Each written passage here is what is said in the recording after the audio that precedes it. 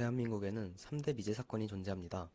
화성 연쇄 살인 사건, 개구리 소년 사건, 이영호군 유괴 사건.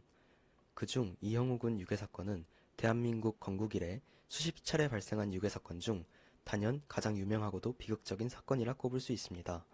오늘은 1991년에 일어난 비극, 이영호군 유괴 사건에 대한 이야기를 해볼까 합니다. 사건의 시작은 1991년 1월 29일, 서울시 현대 아파트에 살던 이형호 군은 평소와 같이 놀이터에서 친구와 놀다가 헤어지고 그날 저녁 그네를 타는 모습을 마지막으로 행방이 묘연해집니다. 밤늦게 아이가 돌아오지 않자 이상함을 느낀 가족들은 경찰에 신고하였고 당일 오후 11시 30분 범인으로부터 첫 번째 전화가 걸려옵니다. 범인은 자신들이 형호 군을 데리고 있다며 이틀 안에 7천만 원과 카폰을 준비하라고 명령합니다. 형호가 실종된 지 2일째, 범인들은 철저하게 움직였습니다. 정체를 숨기고 피해자 가족에게 전화를 걸어 본인들을 서초경찰서 형사라고 속이고 주변에 형사가 있는지 경찰 신고 여부를 파악하려 하기도 했습니다. 이후로도 범인은 협박 전화로 이영호 군 아버지에게 계속 명령했고 차를 타고 근처 가게로 오라는 등의 세부적인 지시를 하였습니다. 하지만 범인이 직접 모습을 보인 적은 없었고 그 와중에도 집으로 전화를 걸어서 지금 누군가가 계속 주변을 얼쩡거리고 있다며 당신들이 경찰에 신고한 것이 아니냐고 계속 떠보는 질문을 하였습니다. 물론 주변에 경찰들이 잠복해 있긴 했지만 행인으로 위장한 상태였기 때문에 범인이 이 사실을 알 수는 없었습니다.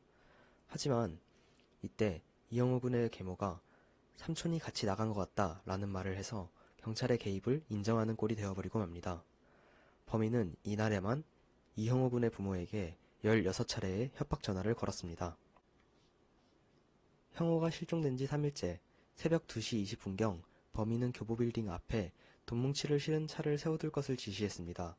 이때 이형호 군의 계모는 교보문고 앞 신문 가판대 뒤에서 몸을 숨기고 있었고 금방 지하고에서 20, 30대 남자 한 명이 차를 둘러보며 관찰하는 것을 보고는 형사들을 호출했습니다. 하지만 범인에게 들킬 것을 염려한 형사들이 머뭇거리는 동안 범인으로 추정되는 그 남자는 달아나 버리고 말았습니다. 형호가 실종된 지 7일째. 이 시점부터 범인은 전화로 자세한 지시를 하지 않고 메시지를 남기는 수법으로 바꾸었습니다.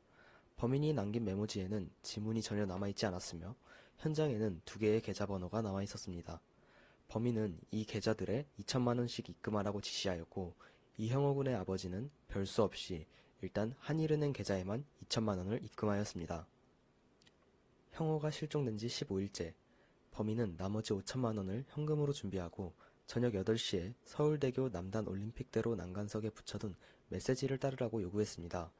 메모에는 양화대로 남단 올림픽대로 위 첫 번째 교각 철제 박스에 돈을 넣어놓으라고 되어 있었고 이영호 군의 부모는 형사들의 지시에 따라 철제 박스 위에 10만 원과 가짜 돈이 든 돈가방을 두고 집으로 갔습니다.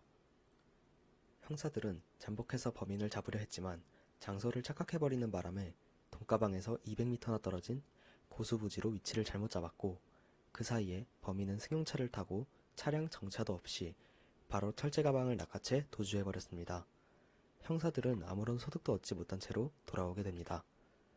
그리고 새벽 1시경 범인은 부모에게 전화를 걸어 가짜 돈이 잔뜩 섞여 있었다면서 형호가 죽기를 바라냐며 이영호 군의 부모님을 협박하게 됩니다.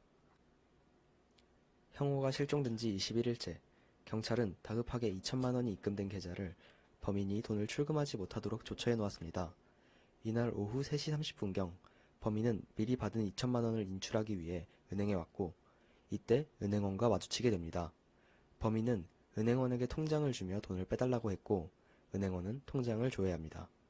하지만 통장은 이미 사고계좌로 등록되어 있었고 은행원이 당황하는 것을 눈치챈 범인은 통장을 낚아채 다시 도망갑니다.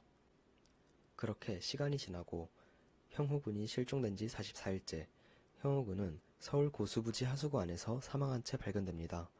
사인은 질식사로 납치 직후 사망한 것으로 보여졌고 이후 수사에서 별다른 소득을 얻지 못한 형사들은 그대로 수사를 종결하게 됩니다.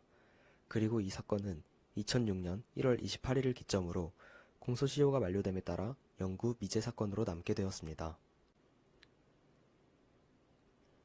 그렇다면 범인은 누구였을까요? 물론 아직까지 이는 미제 사건으로 남아있기 때문에 범인을 특정할 수는 없겠지만 그때 당시 지속적으로 범인으로 의심받던 사람은 분명 있었습니다. 바로 이형호 군의 부모의 주변 인물 이상재였습니다. 이때 당시 사람들은 개인마다 고유한 성문이 있다고 믿고 있었습니다. 이상재의 성문은 협박 전화를 걸던 범인의 것과 일치했고 경찰들은 이를 근거로 이상재를 조사하기 시작했습니다. 하지만 수사를 진행한 지 얼마 지나지 않아 이상재가 사건 당시 다른 곳에 있었다는 알리바이가 증명되었고 이상재는 곧바로 풀려나게 됩니다. 하지만 정말 이 정도로 괜찮았을까요? 이상재는 이형호 군의 주변 인물이었고 심지어 사건의 범인이 이형호 군 부모에게 돈을 넣으라고 보낸 통장의 이름도 이상재의 주변 인물들의 이름이었습니다. 물론 성문이 같다는 이유와 통장의 이름이 이상재의 주변 인물의 것으로 되어 있다는 사실만으론 이상재의 혐의를 확정지을 수는 없습니다. 하지만 신문 및 조사 등의 영장 발부를 허가하는 데에는 충분했을 것입니다. 그런데도 경찰들은 이상재가 사건 당시 다른 곳에 있었다는 사실만으로 그를 놓아줘 버리고 맙니다. 사건에 가담한 다른 사람들이 있을 수도 있다는 가정은 하지 않고 말이죠. 또한 경찰들은 범인을 검거할 수 있는 결정적인 기회를 여러 차례 놓쳤습니다.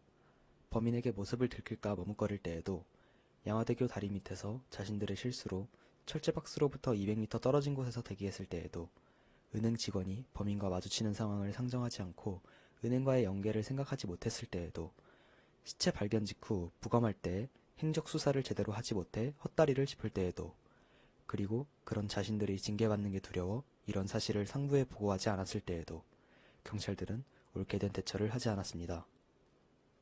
반면에 범인들은 모든 상황에서 침착했습니다. 항상 경찰의 존재를 의심하고 다음 수를 생각하고 더 나은 방법을 가져오고 여러 가지 방법을 사용하여 그들은 경찰들의 포위망에서 벗어날 수 있었습니다. 범인들은 모든 상황에서 침착했고 경찰들은 모든 상황에서 미숙했습니다. 경찰들은 분명 범인을 잡을 수 있었습니다.